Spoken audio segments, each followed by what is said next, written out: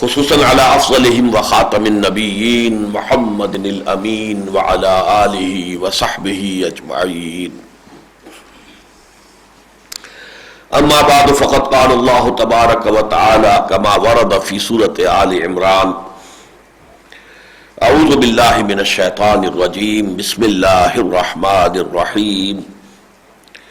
شہد اللہ انہ لا الہ الا هو والملائکۃ واولو العلم قائما بالقسط لا الہ الا هو العزیز الحکیم. ان الدین عند اللہ الاسلام وما اختلف الذین اوتوا الکتاب الا من بعد ما جاءهم العلم بغیا بینہم ومن يكفر بآيات الله فإن الله سريع الحساب.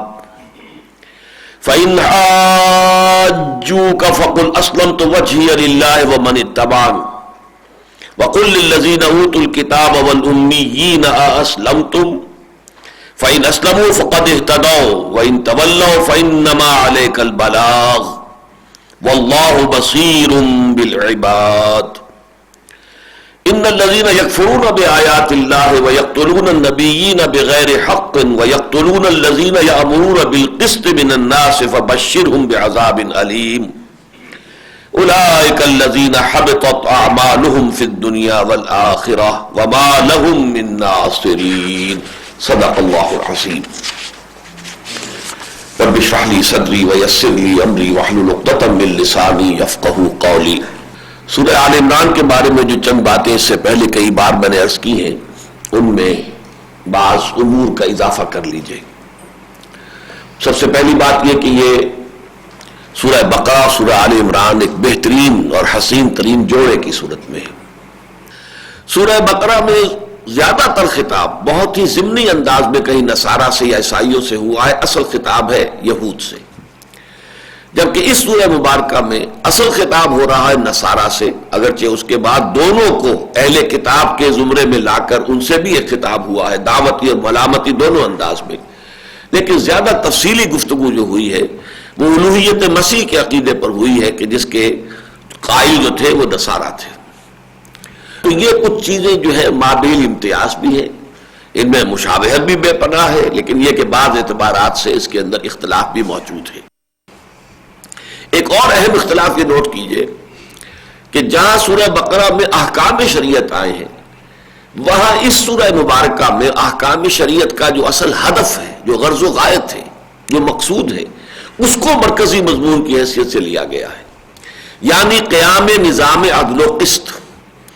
یہ اللہ نے احکام کیوں دیے ہیں، ان کا اصل مقصد کیا ہے، غرض و غایت کیا ہے. جیسے سورہ حدید کی بہت مشہور آیت نمبر 25، لقد ارسلنا رسلنا بالبینات وانزلنا معهم الکتاب والمیزان لیقوم الناس بالقسط. ہم نے ہی بھیجا اپنے رسولوں کو علیہم الصلوۃ والسلام بینات کے ساتھ، واضح نشانیوں کے ساتھ، معجزوں کے ساتھ، واضح تعلیمات کے ساتھ، اور وانزلنا معهم الکتاب والمیزان، ان کے ساتھ ہم نے اپنی کتاب بھی اتاری، میزان بھی اتاری. یہ سب کچھ کس لیے؟ لیقوم الناس بالقسط، تاکہ لوگ عدل پر قائم ہوں. تو اب ایک تو پہلو ہے تفصیلی احکام، یہ کرو یہ نہ کرو، معاشرتی معاملات میں یہ ہے، مالی معاملات میں یہ ہے، سیاسی معاملات میں یہ ہے، اور ایک یہ ہے کہ ان سب کا اصل ہدف کیا ہے، مقصود کیا ہے، سب کا مطلوب کیا ہے. تو وہ ہے در حقیقت نظام قسط، عدل و قسط کا نظام، جس کو مجموعی طور پر ہم کہیں گے نظام عدل اجتماعی، اور اسی کا نام اسلام ہے. یہ دین حق جو ہے در حقیقت ایک نظام عدل اجتماعی ہے. وہ مضمون ہے کہ جو اس سورہ مبارکہ میں شروع ہوتا ہے، لیکن پھر یہ کہ اس کے آگے کی جو دو صورتیں ہیں، سورہ نساء اور سورہ مائدہ، ان دونوں کے اندر بھی بڑے شد و مد کے ساتھ یہ بات آئی ہے.